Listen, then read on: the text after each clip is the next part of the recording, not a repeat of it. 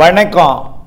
செல்வகுமாரின் அறுவடை, விதைப்பு, நாற்று விடுதல், பூச்சி விரட்டி அடித்தல், உலர்த்துதல்,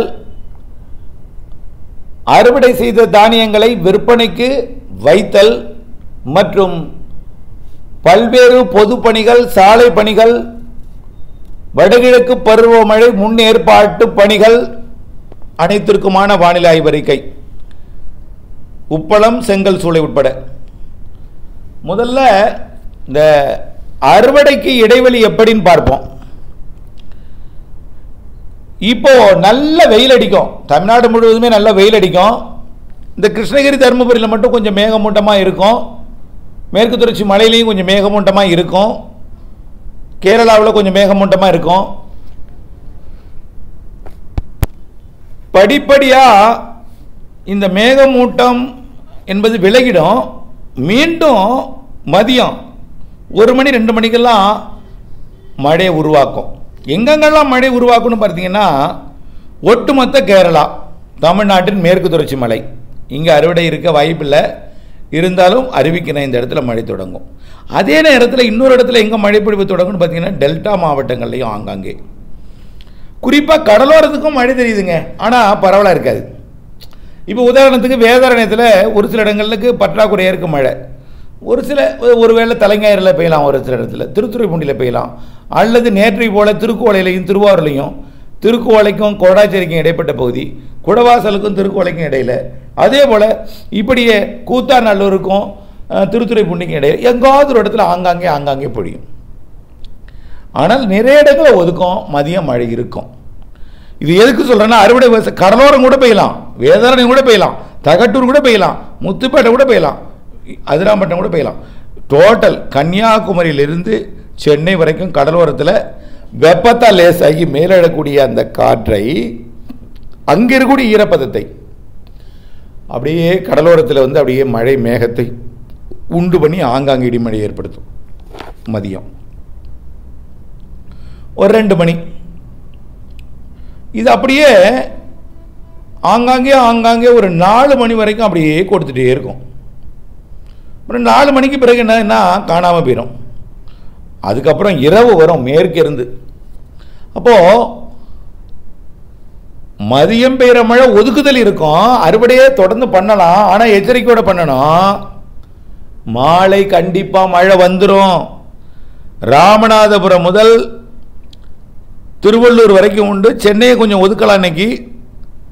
ஆனால் டெல்டாவில் கோடியக்கரை முனை கூட ஒதுக்கலாம். அந்த வளைவு நெளிவு இருக்குது பாருங்க, உச்சபட்ச வளைவு சென்னைக்கிட்ட கோடியக்கரை முனை, ராமேஸ்வரம், தூத்துக்குடியோட அந்த கடலோர பகுதி, இந்த இடம் மட்டும் ஒதுக்கலாம் அந்த வளைவு. ஆனால் இந்த காற்று தான் உள்ளே போய் மழை பொழிவு கொடுக்குது, அதனால தான் இங்கே ஒதுக்குது.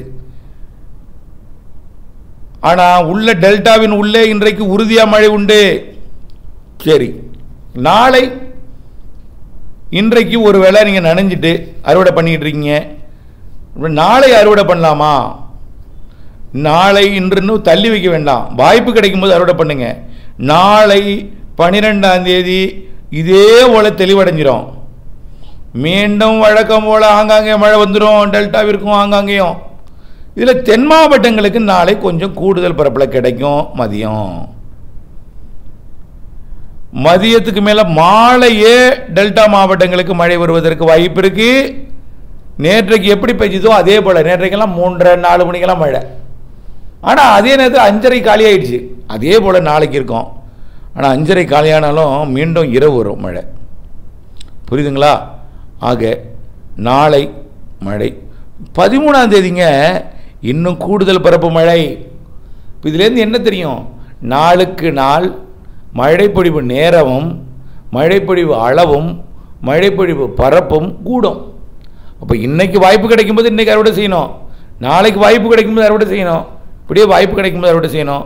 மதியத்தில் ஒதுக்கி மழை மாலையிலையும் இருக்கும், ஆனால் இரவு கண்டிப்பாக வரும். தென்கோடியில் ராதாபுரம் பகுதிக்கு திங்கட்கிழமை கண்டிப்பாக பெய்யும். ராமேஸ்வரத்துக்கும் 13ஆம் தேதி மழை வாய்ப்பு இருக்குது. சரி, இது தொடர்ந்து மழை இருந்துகிட்டே தாங்க இருக்கும். அப்புறம் வடகிழக்கு பருவமழை தொடங்கக்கூடிய நாள் வந்துருச்சுன்னா இன்னும் மழை இருக்கும். கிழக்கு காற்று அப்புறம் வடகிழக்கு பருவமழை, அப்புறம் நாள் முழுவதும் அப்புறம் அறுவடை பண்ண முடியாது. என்ன சார், எனக்கு வந்து தீபாவளி கழிச்சு தான் அறுவடை வருது. பார்த்தேன், சில பேர் பார்த்த வயல்களை தீபாவளி கழித்து வருது நிறைய பேருக்கு. அது நீங்கள் செய்த தவறு. வடகிழக்கு பருவமழை காலத்தில் அறுவடை வச்சுக்கூடாது. வடகிழக்கு பருவமழைக்கு முன்னாடியே அறுவடை முடிச்சுக்கணும். வடகிழக்கு பருவமழைக்கு பின்னாடி அறுவடை விடுற மாதிரி வச்சுக்கணும். மாசி தையில் வச்சுக்கணும், தையில் பின்பகுதி. அதே போல் புரட்டாசியில் முடிச்சிடணும். ஐப்பசியில் வச்சுக்கிறது ரொம்ப பிரச்சனை. இருந்தாலும் நீங்கள் வானிலை அறிக்கையோட இணைந்துருங்க. கிடைக்கக்கூடிய 2 மணி நேரம் 3 மணி நேரம் 4 மணி நேரம் ஏதாவது கிடைக்குதான்னு பாருங்கள், காஞ்சிருக்கான்னு பாருங்கள், முதிர்ந்தான்னு பாருங்கள். சரியாக அந்த நேரத்தில் அறுத்து எடுத்துடணும், வைக்கோல் எடுக்க முடியாது. ஆக இப்படித்தான். சரி, நாற்று விடுதல். இப்போ நாற்று விடுதலுக்கு தண்ணீர் கட்டி ஆகணும், இல்லாட்டியும் சேற்று நாற்றாக விட்டாலும் கூட்டிடும்.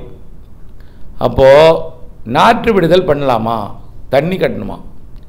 சரி, இன்றைக்கி மதியம் நாற்று நீங்கள் விட்டுருந்தீங்கன்னா மதியம் ஆங்காங்கே மழை வரும். எப்பொழுதுமே ஒரு நாற்றங்காலை தண்ணீரை விரைவாக பாய்ச்சும் வகையிலையும் விரைவாக வெளியேற்றும் வரையிலும் ஒரு தனிக்கு அதுக்குன்னு ஒரு தனி மோட்டார் வச்சுக்கிட்டால் நல்லாயிருக்கும். ஒரு சின்ன ஒரு நீர்மூழ்கி மோட்டார் கூட ஒரு பள்ளத்தில் போட்டு வச்சுக்கலாம். தண்ணீரை நாற்றங்காலேருந்து வெளியேற்றணும், நாற்றங்காலுக்குள்ளே தண்ணியை கொண்டு வரணும். அந்த மாதிரி வாய்க்காலில் தண்ணி ஃபுல்லாக போயிட்டுருக்கு, வாய்க்கால் தண்ணியை நாற்றங்காலை பாய்ச்சினோம்னா ஒரு சப்பரிச்சு பண்ணி இந்த பக்கம் போட போகிறோம், உள்ளே இறக்க போகிறோம். மழை இல்லையா, நாற்றங்காலேருந்து வெளியேற்றணுமா, நாற்றங்காலில் பம்பை போட போகிறோம், குழி தோண்டி வெளியேற்ற போகிறோம். இந்த மாதிரி அமைப்பை நீங்கள் ஏற்படுத்திக்கணும். நாற்றங்காலுக்கு ஒரு புதிய முறையை நீங்கள் கையாளுங்க. ரொம்ப கம்மியான விலை தான். நீர்மூழ்கி மோட்டார், சின்ன மோட்டார் இருக்குது, ஒரு டப்பு இருக்குது. ஒரு அண்டாவில் இருக்க தண்ணியை வெளியேற்றினோம்னாலும் அந்த தண்ணிக்குள்ளே தூக்கி போட்டு வெளியேற்றலாம். அண்டாவுக்குள்ளே தண்ணி ஏற்றினோம்னாலும் ஏற்றலாம். நீர்மூழ்கி மோட்டார் கையில் வச்சுக்கலாம், கையிலே எடுத்துகிட்டு போகலாம். அந்த மாதிரி வச்சுங்க, மிக வேகமாக நாற்றங்காலுக்கு தண்ணீர் பாய்ச்சலாம். அந்த மாதிரி வச்சுங்க, அது மாதிரி வச்சுக்கணும். ஏன்னா மதியத்தில் மழை வரும், ஆனால் அந்த மழை பெய்யவும் பெய்யாது, ஒதுக்கிட்டு போவோம். ஒதுக்கிட்டு போவது சில இடத்துல பெய்யும், எங்கே பெய்யும் எங்கே பெய்யாதுன்னு சொல்ல முடியாது.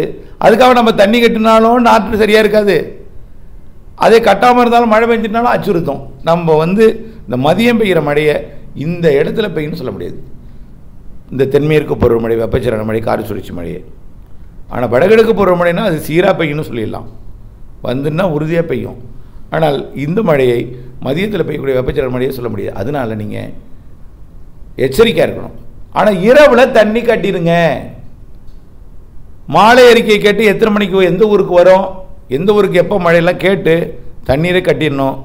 அப்புறம் நள்ளிரவுக்கு பிறகு திறந்து விட்ருங்க, நள்ளிரவுக்கு பிறகு திறந்து விட்ருங்க 2-3 நாளைக்கு. அப்புறம் நாளை மதியம் ஆங்காங்கே கட்டி வைங்க, மதியம் கட்டி வைங்க, கண்டிப்பாக இரவு கட்டி வச்சுருங்க. அது மாதிரி தான் இருக்கணும் நாற்றங்கள். அது உங்களுடைய நாற்று விட்ட நாளை பொறுத்து, முளைப்பு திறனை பொறுத்து, அது எல்லாமே அதெல்லாம் உங்களுடைய சூழ்நிலையை பொறுத்து நீங்கள் தான் ஏற்பாடு பண்ணிக்கணும். உங்களுடைய முடிவுக்கு விட்டுக்கிறேன். சரி, விதைப்பு பணி. வேதாரண்யம் பகுதிக்கு விதைக்கிறதுக்கு தண்ணீர் இல்லை, விதைச்சது முளைக்கலை. தலைஞாயிறு பகுதியில் சில இடங்களில், மயிலாடுதுறை மாவட்ட பகுதியில், ராமநாதபுரம் மாவட்டத்திலும் கடலோர பகுதி ஒரு சில இடங்களில், திருநெல்வேலி, தூத்துக்குடி, விருதுநகர் மாவட்டத்தில் என்ன எப்போ விதைக்கலாம், எப்போ முளைக்கும், இதுக்கு தண்ணீர் பற்றாது. கண்டிப்பாக 13ஆம் தேதி எல்லா பிரச்சனையும் தீர்ந்துடும். இன்றைக்கே மழை பெய்யலாம், நாளைக்கு கூடுதல் வாய்ப்பு, திங்கட்கிழமை உறுதி 13 எல்லா மாவட்டத்துக்குமே. அப்போது 13ஆம் தேதி. சரி, அதுக்கு தொடர்ந்து மழை இருந்துகிட்டே தான் இருக்கும்.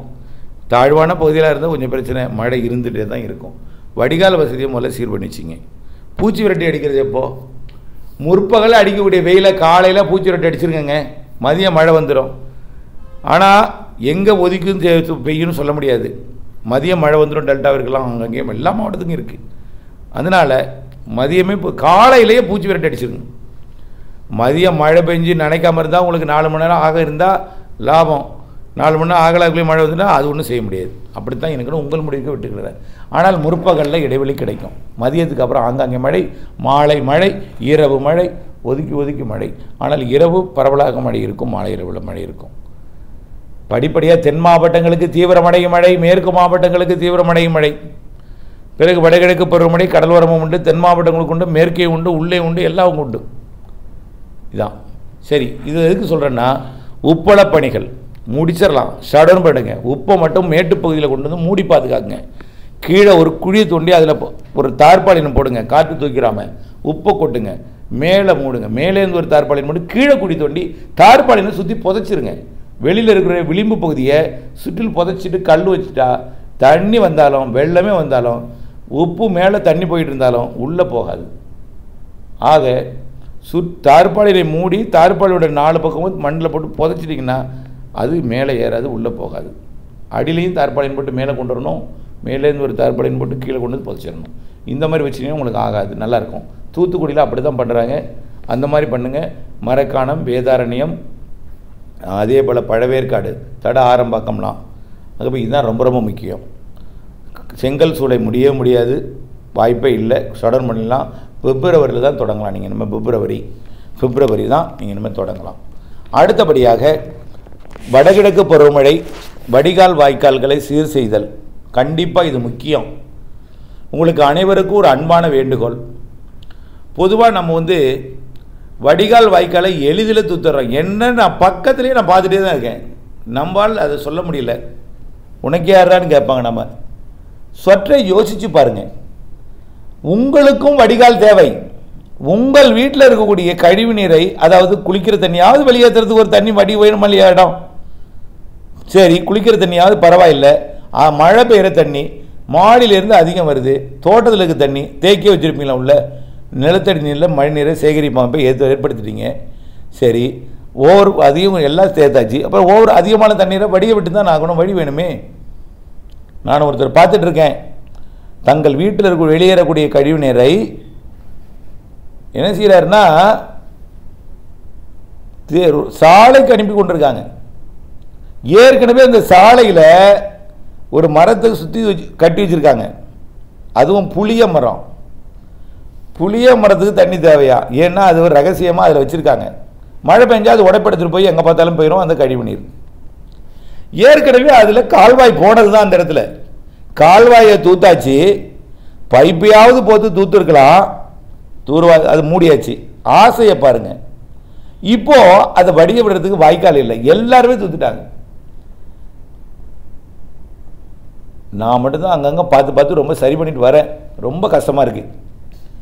தயவுசெய்து உங்களுடைய மனசாட்சி படி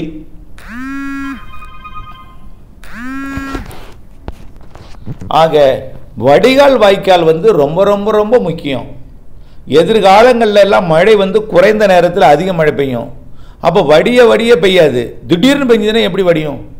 தயவு செய்து நம்முடைய மனசாட்சிக்கு விரோதம் இல்லாமல் மனசாட்சிக்கு கட்டுப்பட்டு ஒரு அரசாங்கம் தான் சொல்லணும், இல்லை கிராம நிர்வாக அலுவலர் தான் சொல்லணும், இல்லை தாசில்தார் தான் சொல்லணும் அப்படின்லாம் இல்லாமல் நம்ம மனசாட்சிக்கு கட்டுப்பட்டு வடிகால் வாய்க்காலை தூத்து இருந்தால் ஓப்பன் பண்ணுங்க, அடைத்து இருந்தால் திறந்து விடுங்க, ஆக்கிரமிப்பு இருந்தால் அகற்றுங்க. இனிமேலாவது ஆக்கிரமிப்பு பண்ணாமல் இருங்க ப்ளீஸ்.